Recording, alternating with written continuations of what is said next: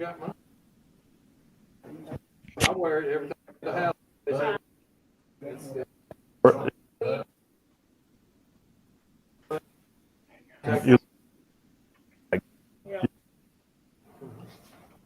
Are you on? I am on.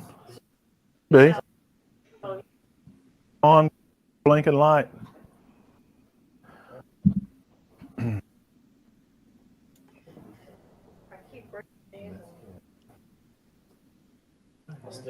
Ready? Ready. Okay. October meeting, BAS. Got starting on pretty much on time. This is pretty cool. Chris and Mo working on the real-time audio, video, and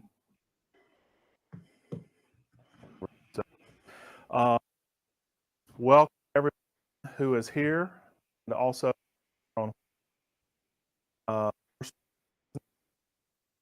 to get. First thing we want to do is we've got an eye chart here to test. The guys online are saying try the other mic.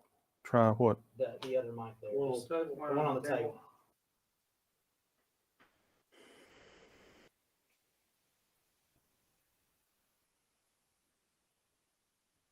Beyond the pale. Hello. Hello. Don't know.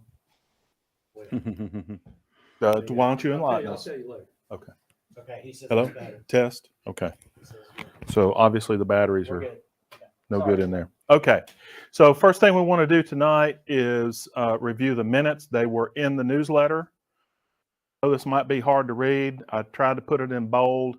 I'm trying to keep it on one page, so that's why the font's fairly small. But take a few minutes to just read through this. Again, they were in the newsletter. When somebody feels ready, just we'll entertain a motion to accept them. So moved. Corrections that are noted over here on the left to the previous minute. I'll make a motion to accept the minutes as read. Okay, motion's made and seconded. All in favor? Okay, any opposed? Minutes are approved. Thank you very much. Jim, you want to give us a financial report? Yes, beginning of the month, of course, we had $33.41.49. We had disbursements of over $1,100 and deposits of $741. We had the month of September was huge in disbursements. We had a lot of annual things, or two large annual things come up. The joint annual service fee for our membership program was $376.32. In the MailChimp, that's a monthly charge of $12.02. And then the Whereby annual service charge is a big one, of $599.90. That's good for the rest of the year. Then they tacked on an $18 charge for, I guess, so we can go worldwide. I don't know. And then the Meetup annual subscription fee, that's another annual fee, $98.94. So we ended up with $29.77.75. And all of the deposits were for annual due, so that was pretty good. I'd just like to say, in terms of the Whereby, it's within $5 to $6, depending on who has what on sale for online usage for what we do. So we could chase these things, but quite frankly, setting up these things, It's competitive. Yeah. it So is. And it's looking at Zoom or other alternatives, it's their neck that's and what neck. came up last time. And Yeah. if you use what we use, by the letter of the law, we cannot just buy a personal account. Uh-huh. So, And it ethically. seems to work pretty good overall. Yes, it works. Yeah. Okay. And it's working. Any other questions about the financial report? What's the Meetup is a service that it's an app that you run on your phone. If you go out there and you create a profile. So if you say, hey, I like rock climbing, I like jogging or running, I like astronomy, then any local events in this area that match one of your interests, it gives you notification of those times, dates, that kind of thing. So it's just another, I guess you would define it as a social media app, yeah, but we do get a lot of contact. We with do. people. Now, before we had Facebook and Instagram, it was our primary vehicle for folks coming out meeting us. And it's still, we have over 500 followers on there. So it's still Yeah. very, actually maybe more now. So it's still widely used. And Curtis, our new social media person, actually for the first time in a year used it. And he is now going to be doing that. So we're yeah, making progress. that's good. Yeah, that's good. Good point. Makerspace uses it to post all its classes. Mm-hmm. Yeah, so it's just another, So is there an app that you download? yeah, It's free. yes. Yeah. Okay, any other questions about finances? All right, moving on.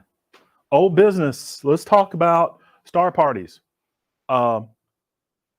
We had 2 star parties that we actually pulled off with no clouds, or maybe a few clouds, but so much different than previous months where it seems like one or both of the star parties would just get clouded out or rained out and stormed out, monsooned out, tornadoed out. Just you pick your poison. But I wanted to take a couple of minutes. The October star party, which was we actually extended. Remember, Cloudland Canyon runs from April to September, and we extended it into October, and it got advertised in the local Trenton newspaper, Dade County News, maybe something, whatever the newspaper is, and there were a ton of peeps out there. So, Matt, how many people did you guys have there?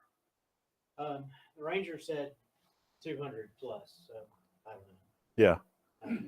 Well, Yeah.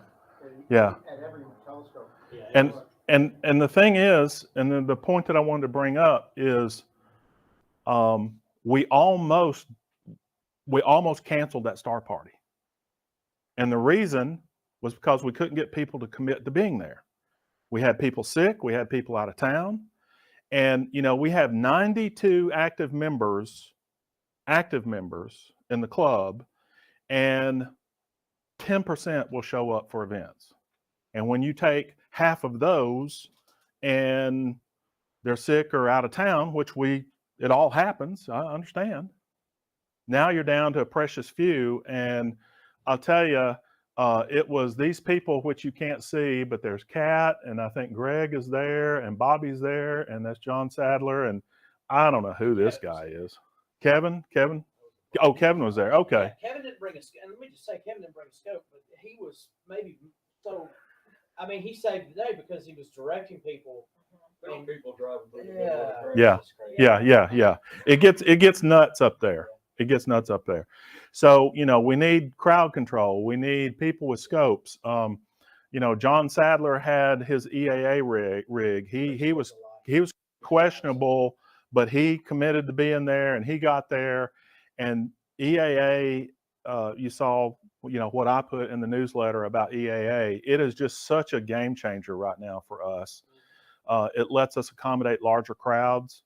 Richard's setup Saturday night was quite popular. Yeah. And so when you go to Harrison Bay, we had several people there were optics, but Richard was the only one with EAA, and he stayed busy the whole time he was there. So it's definitely a game changer for us. But I will say about Harrison Bay, we didn't have 200 people. We had a good crowd. The park didn't even advertise it, and we had people showing up. We had a good crowd that came through. We had enough help. We had good help, good support from BAS, but we always want to make sure that we are able to put our best foot forward. And the last thing we want to do is publicize a star party and we flub it and we don't support it and we look bad, and then our host looks bad, whether it's a a Georgia State Park or a Tennessee State Park. So please, when you see these reminders come out, please respond. It's critical that we know if you can help, because that helps us make decisions on what we feel like we can do and maybe who needs to bring what. Some of us are fortunate enough that we have optical rigs and EAA rigs, and it could be that if we're going to be low on help, we got to make sure that, hey, Ralph bring EAA or David bring EAA, just to make sure that we're covered. So anyway, enough of that, but they were both really good. Amy. We have a lot of members, and we struggle with the people who are showing up with their telescopes for the public. Why do you think that is? Do all members have telescopes? No, I don't think all members have telescopes. I think even some of our, quote, we call them active members because they have an active membership, but some of them are just curious. They just want to be connected to the society, but they're not really actively involved. May not own a telescope. They're wanting to learn. Or they just want to support us. Yeah. Yeah. There's a group that would want to be involved, but they don't have a telescope to I participate think so. with? Yeah, I think that. Because is there a way we can, we constantly get donations, right? We want to keep that up. And maybe we could have training events or something, and we could beef up the people at those parties by Yeah. connecting a telescope with someone for that evening. Yeah, Matt and I were just talking about that yesterday. Not specifically that, but helping people with more basic understandings about telescopic equipment and how it works, because some people, they don't know, and certainly if we have extra scopes, but I will also say, when it comes to extra scopes, I get it, because I'm this way. I don't like bringing my expensive equipment and setting it up and letting somebody else, Got two jobs, and you can't hurt a job except if you drop an IP7. yeah. I would be fine with. Yeah, but having two scopes. the point's well taken. And the other thing we could do also is maybe poll the membership and just say, hey, who's interested? What's hindering you from helping us? Is it training? Is it you're just not comfortable around people, or what? What can we do to get more participation? While we were cleaning, came across old paperwork from the BAS. I couldn't tell you what year it was, but they had a telescope loaner program that you signed up for. There's papers back there that you had to fill out this form, sign a thing, and you had a loaner telescope. I don't know if that's something. Yeah, and the one of the problems that we have. Telescope that way. One of the problems we have in that regard is we don't have a place to store equipment. And I know Patrick was storing equipment when he was president. I'm storing equipment as president. Everybody stores equipment. Something gets donated, and if you don't have an immediate home for it, it's like, well, it just sits in your garage. And the wife goes, "Did you get another telescope?" It's like, Oh, yeah, that's a month. yeah. Just don't look at the bank account. But that's, I understand. I mean, there's a lot of things I think we can do, but I think maybe a good idea is some type of poll to poll the membership and just say, hey, what's hindering you from being more active, and keep it. I mean, we're not gonna browbeat people and humiliate people. We'll just try to find out what we can do to help them. Kat? Quick question, storing equipment.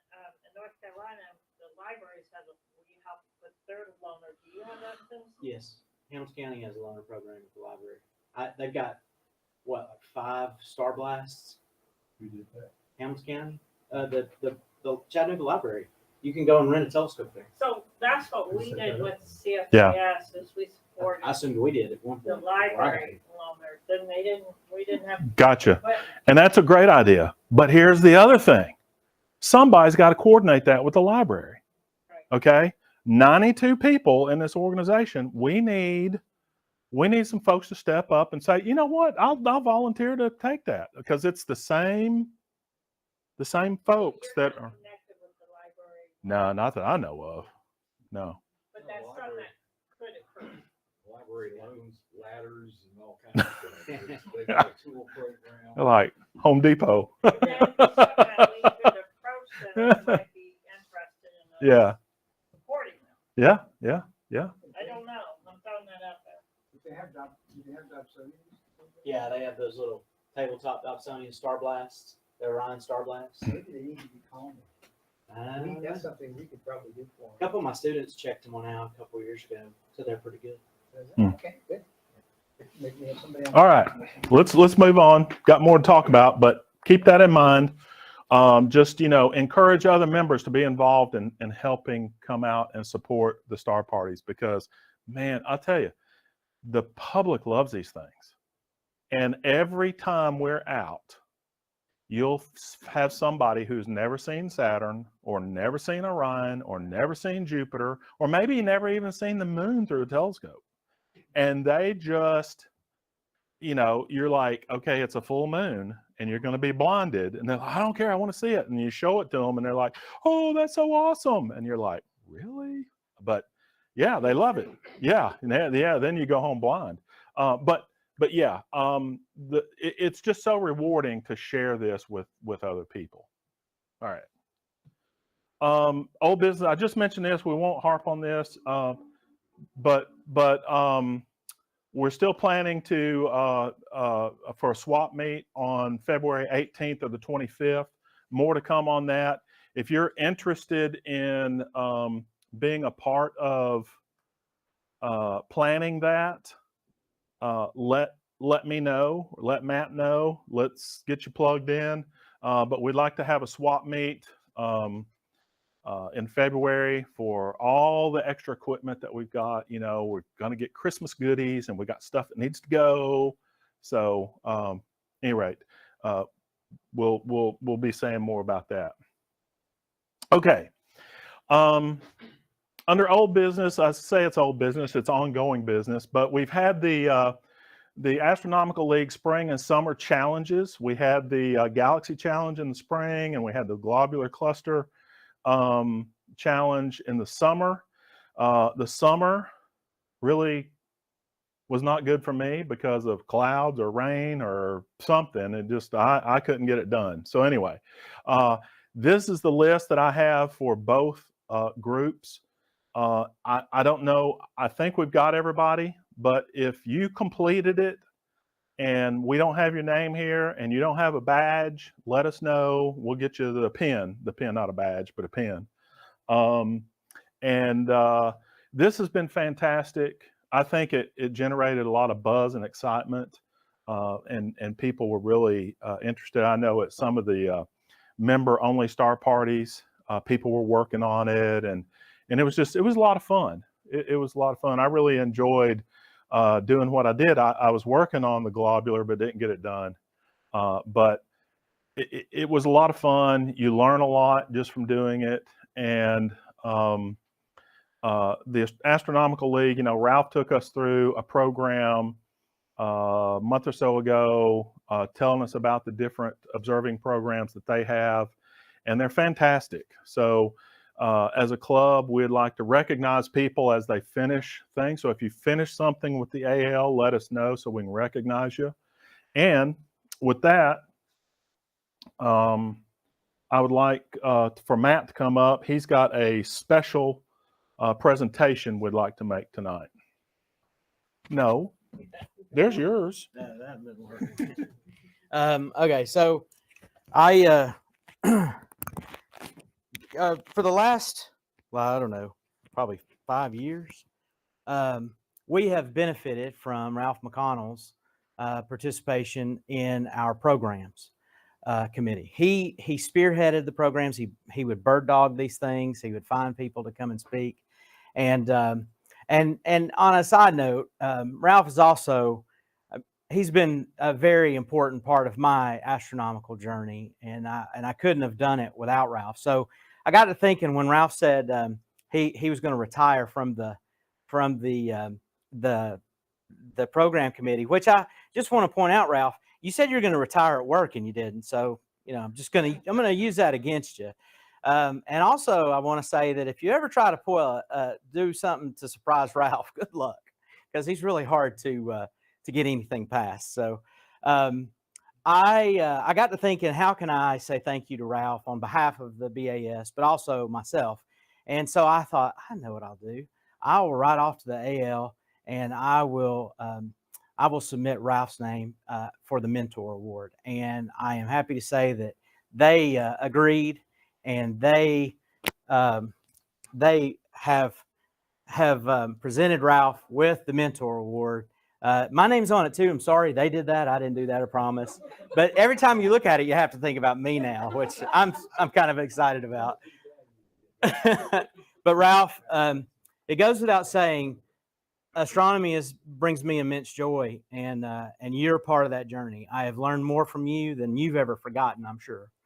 And I continue to learn. So this is to say thank you for all the good work in the programs, and to say you're not done. We'll find something else for you to do. And thank you for getting me out looking at the stars and realizing that it's the photons and my brain that are the important parts.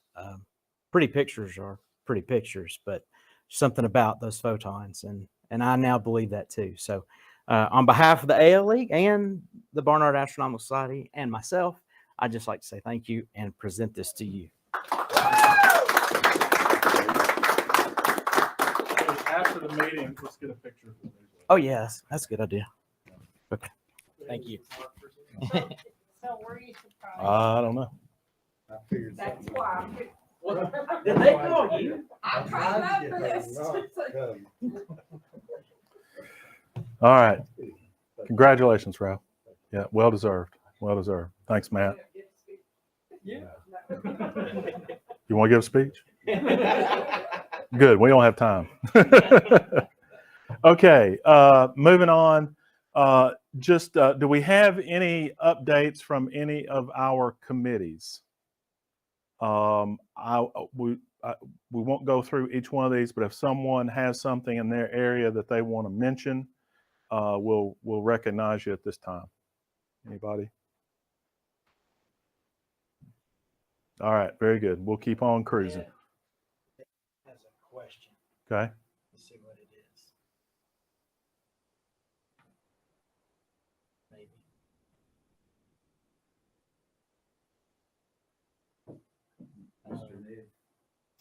Yeah. Can you ask Ned to type his question into the chat so we can see? No, he's not. Would you ask him to type it into the chat? Oh, Ned, if you have a question, could you type it into the chat, please?